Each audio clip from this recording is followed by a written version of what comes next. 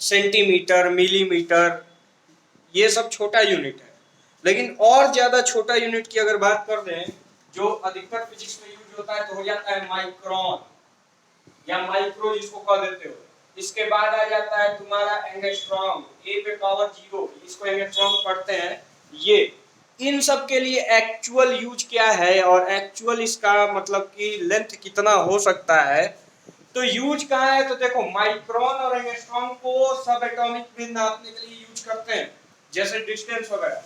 एक micron 10⁻⁻6 metre के बराबर होता है, तो एक एंगस्ट्रॉम 10⁻⁻10 मीटर के बराबर होता है।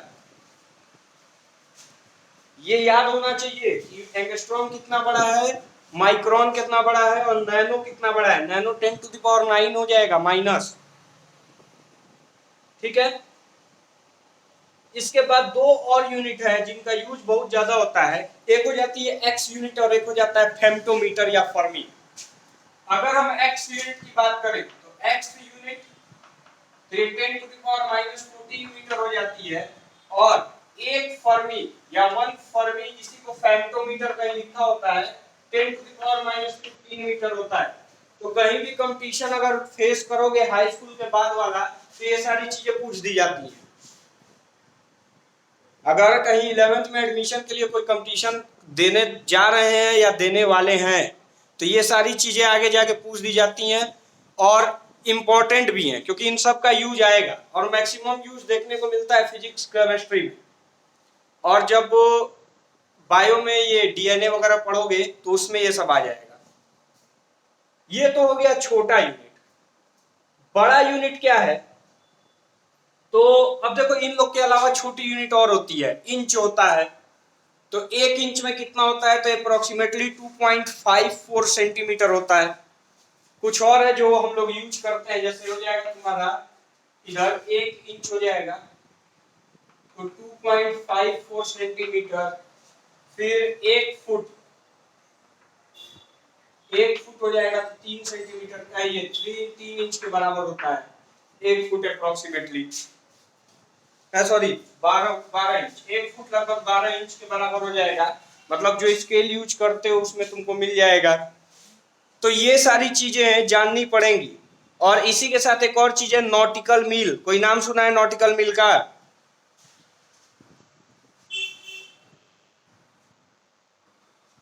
अच्छा, गज का नाम सुना है कोई? 1 गज हिंदी वाला तो 3 फुट के बराबर होता है।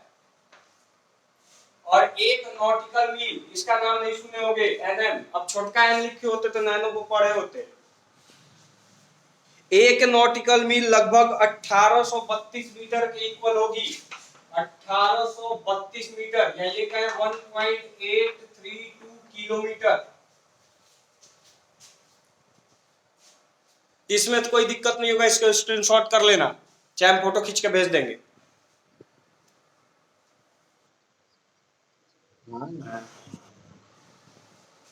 हम वीडियो ही भेज देंगे पूरा। ये तो छोटा छोटा है। बड़े वाले में क्या जानते हो लेंथ में? तो बड़े वाले में किलोमीटर कितना होता है, और डेफिनेशन क्या होगा किलोमीटर का?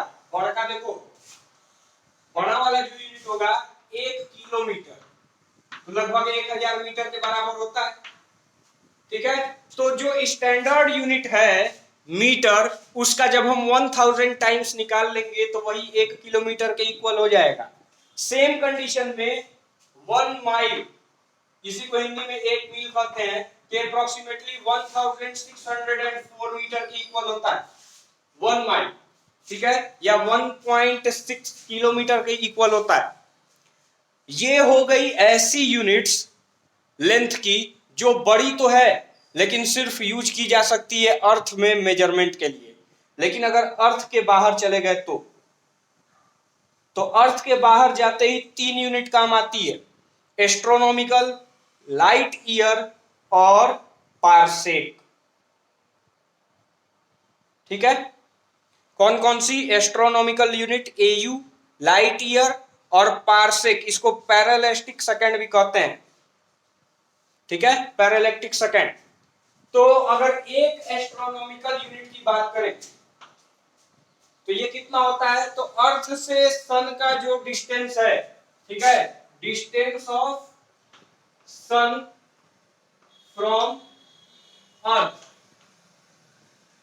एक एस्ट्रोनॉमिकल यूनिट होती है।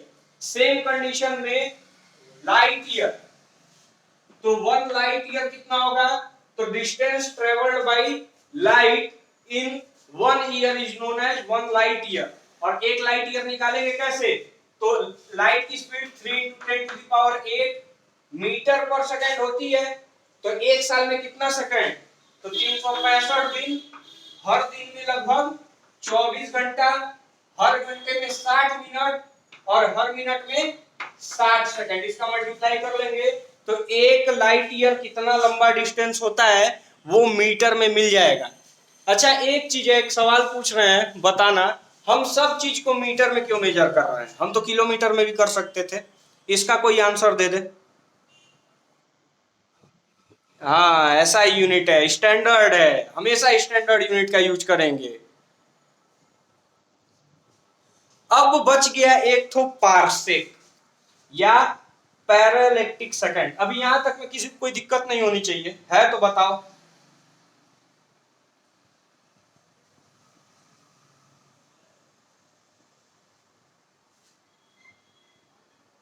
है किसी को कोई प्रॉब्लम?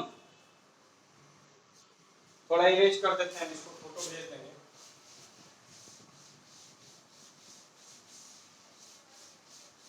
देखो पैरालैक्टिक सेकंड या पारसेक क्या होता है, तो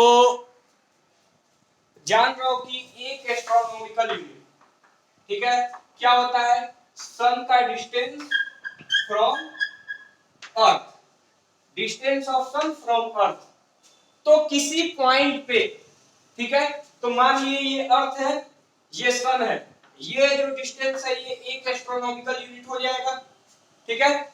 अब इस पॉइंट पे अगर ये एक एस्ट्रोनॉमिकल यूनिट 1 डिग्री का, सॉरी 1 मिनट का, 1 मिनट का अगर एंगल सस्टेन कर देती है, तो ये वाला जो डिस्टेंस होगा इस पॉइंट से लेके यहां तक का, इसको हम 1 पारसेक कहते हैं। ठीक है, कोई कंफ्यूजन इसमें?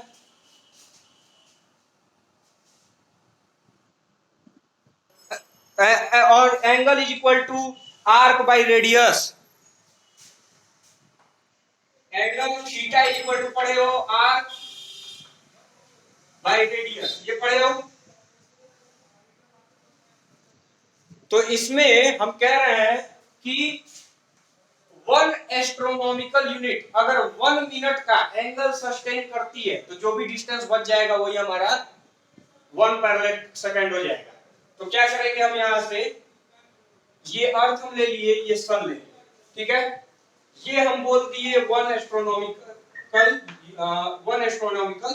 यूनिट। ठीक, यहां तक कोई कंफ्यूजन किसी को?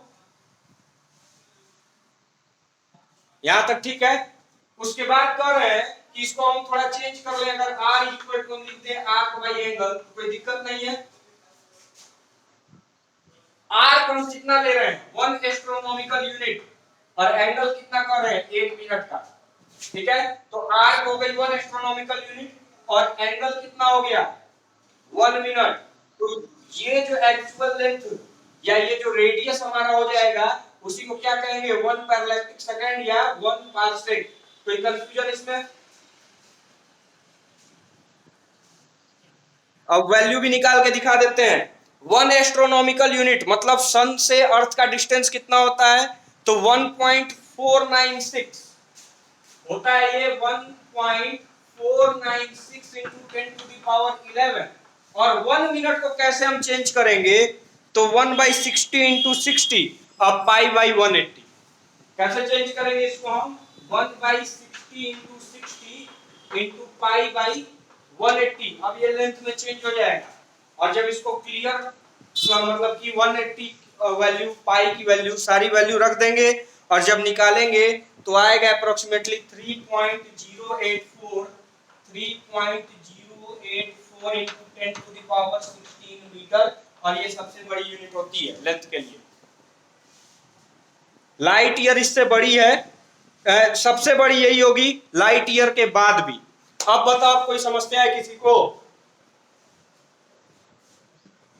अगर क्या कर रहे हैं कि हम जानते हैं angle is equal to arc by length होता है, तो एस्ट्रोनॉमिकल यूनिट सॉरी ये पार्सेक क्या कहता है कि आर्क की जगह पे 1 एस्ट्रोनॉमिकल यूनिट ले लो, एंगल की जगह पे 1 मिनट ले लो, तो ये जो लेंथ या रेडियस जो निकलेगा इसी को हम 1 पार्सेक कहेंगे। तो अब 1 पार्सेक की वैल्यू निकालनी है तो हम क्या करेंगे, L को इधर ट्रांसफर और 1 को इधर ट्रांसफर, तो हमको यहाँ से L इक्वल टू कितना मिलेगा 1 एस्ट्रोनॉमिकल यूनिट बाई में 1 मिनट। अब 1 मिनट को चेंज करेंगे जब, तो 1 एस्ट्रोनॉमिकल यूनिट बाई में मिनट को चेंज करेंगे 1/60 into 60 से, और ये हो जाएगा पाई बाई 180। अब ये जो चेंजिंग है इसमें ढेर दिमाग नहीं लगाना है, क्योंकि कभी सिलेबस में ये रही नहीं है, ना हम लोगों के ना तुम लोगों के। हाँ, अगर सर्कल ढंग से पढ़ोगे 11th में तो समझ में आएगा कि डिग्री में, मिनट में और सेकंड में कैसे चेंजिंग होती है। अभी तक कोई यहां तक कोई समस्या है तो बताओ।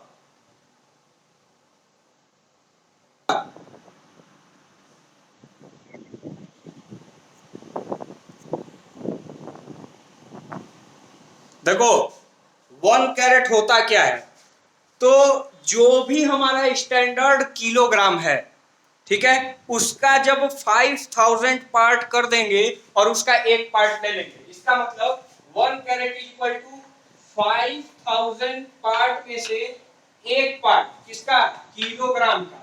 और जब इसको सॉल्व करोगे तो 10 टू द पावर 4 हो जाएगा, तो आएगा value 2 into 10 to the power 4 kilogram -4, 2 into 10 to the power -4 kilogram. तो 1 कैरेट क्या होता है, तो डेफिनेशन पूछी जाती है तो लिखेंगे कि 1 पार्ट ऑफ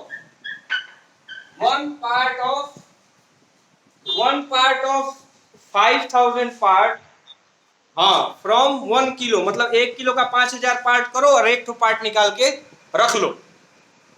इसका मतलब ये जो 24 कैरेट का सोना होता है उसका वेट कितना होगा, इसमें 24 से मल्टीप्लाई करा लेना। अगली यूनिट कौन सी है,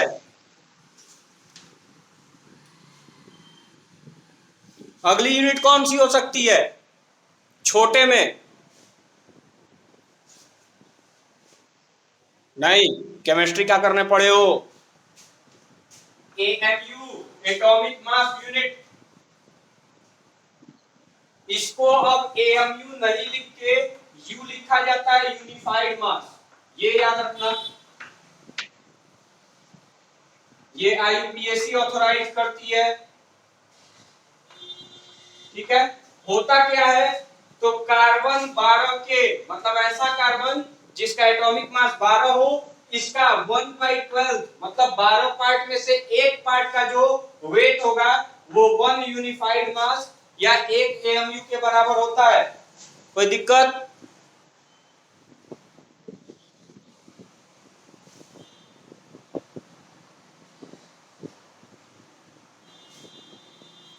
अब यहां तक बोलो किसी कोई समस्या है तो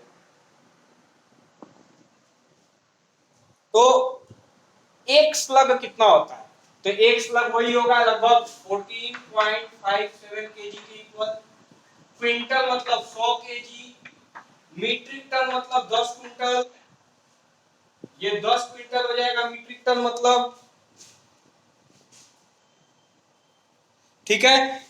चंद्रशेखर लिमिट ये सबसे बड़ी यूनिट होगी, और इस यूनिट को क्या कहते हैं कि 1.4 टाइम्स ऑफ मास ऑफ सन, मतलब कि सन के मास का 1.4 टाइम्स। ये 4 यूनिट ऐसी है जिसको बड़ा बड़ा मास मेजर करने के लिए यूज किया जाता है।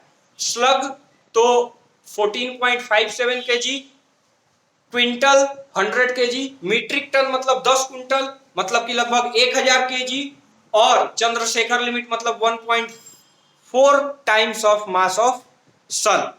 कोई कंफ्यूजन किसी को,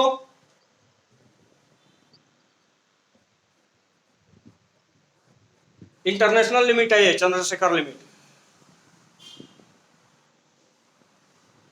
अगर चंद्रशेखर लिमिट नहीं होगा ना तो बहुत सारे एस्ट्रोनॉमिकल ऑब्जेक्ट्स का मास मेजर करने में पसीना छूट जाएगा किलोग्राम और ग्राम में। जैसे जो सन है वो हमारे लिए बहुत बड़ा है, लेकिन और जो स्टार वगैरह है सन के कंपैरिजन में जो बहुत बड़े हैं, उसके लिए सन लगभग समझ लो 1 ग्राम के बराबर होगा। समझ रहे हो क्या कह रहे हैं?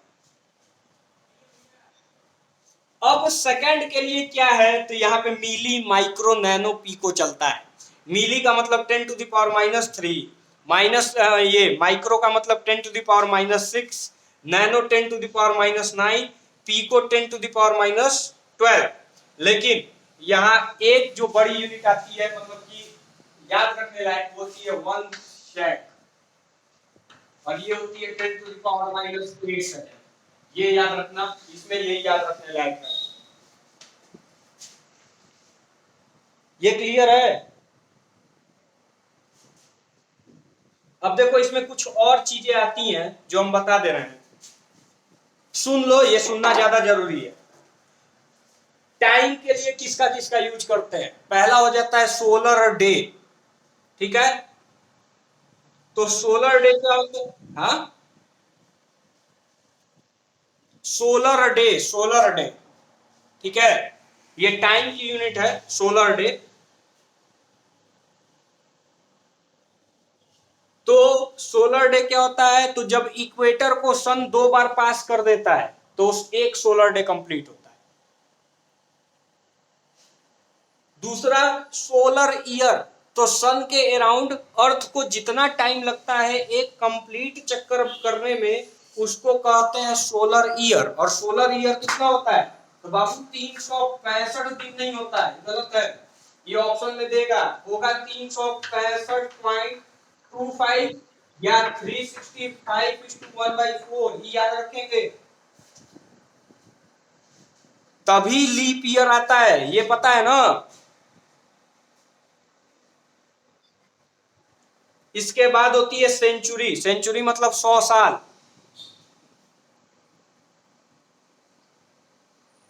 ठीक है, क्या चीज? हाँ, और लूनर मंथ सबसे इंपॉर्टेंट, सबसे इंपॉर्टेंट आ जाएगा यहाँ पे लूनर मंथ। ये क्या होता है, तो सन का चक्कर काटी अर्थ, तो सोलर ईयर हो गया। अब मून अर्थ का चक्कर कितने दिन में काट लेता है, उसको हम कहते हैं लूनर मंथ। ठीक है, तो ये कितना दिन होता है, 27.3 डेज। ये भी वैल्यू याद रखनी है। ठीक है, कितना दिन, 27.3 days is equal to 1 lunar month. Clear है? अब देखो कल चैप्टर खत्म ही है। क्या चीज?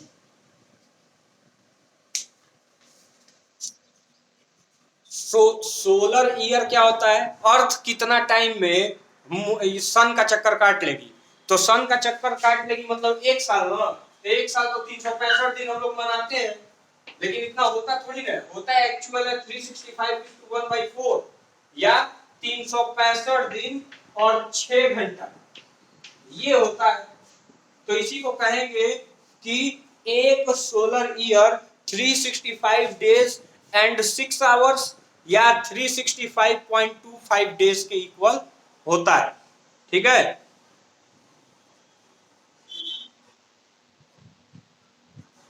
क्या चीज?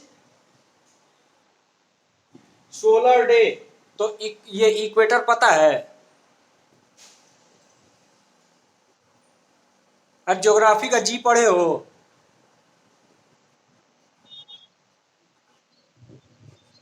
हाँ, तो जब अर्थ अपने ही एक्सिस पे राउंड करती है, तो अप्रोक्सीमेटली 2 बार सन क्या करता है, इक्वेटर को क्रॉस करता है, और उसी को कहते हैं 1 सोलर डे की, जब वो 2 बार क्रॉस कर जाएगा।